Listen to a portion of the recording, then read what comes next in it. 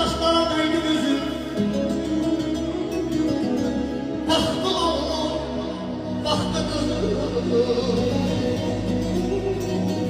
Bir sualla dindi sazım. Bu ne kardır, bu ne moral. Doğrudan mı bozanlar? Doğrudan mı bozanlar? Doğrudan mı bozanlar? Doğrudan mı bozanlar? Öten günler dönmez gelin. Netin aşkı zirveleri. İndi budur pillere. Doğrudan mı bozanlar? Doğrudan mı bozanlar? Doğrudan mı bozanlar? Doğrudan mı bozanlar? Deyirəm mənə sözünü heç tutmazdım adını.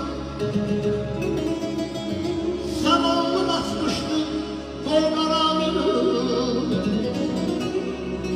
İndi bildim avarmağın tadını.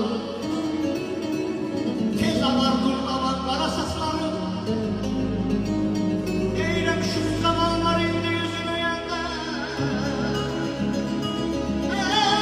Kalbine değmesin koca diyende. Akıl dökülürsen dara dayende. Bir yüzü ya, bir yüzü kara saslarım.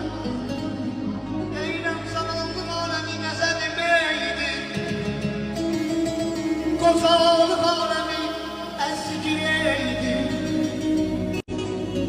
Her nadanın sözü kalbine değdi. Arif arabalarlara saslanır. Arif arabalarlara saslanır. Düz çıkmadım ehtimala saslanır. Rahmetmedim bu canıma saslanır. Düz çıkmadım ehtimala saslanır.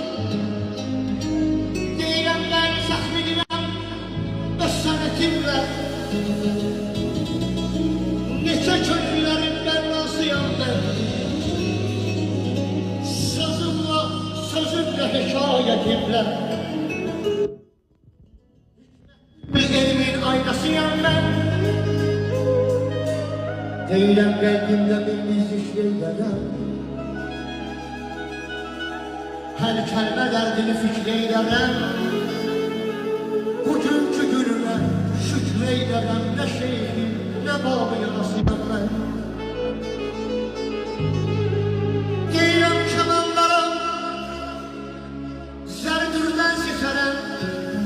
Allah rəhmət eləsin bizim Azərbaycanımızın öz sənətkarı kemanlar bəyinə.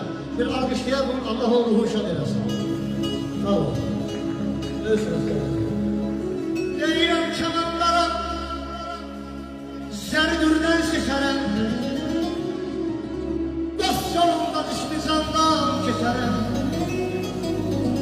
Gəlmişəm dünyaya bir gün gözərəm. Heyif bu dünyanın fənasıyam mən. Deyirəm kəmanlarım saldım telli sazımı. Könüllər dinlədim xoş avazımı. Eller dedim çekti nazını. Bu güzellik muhabbetten tanır.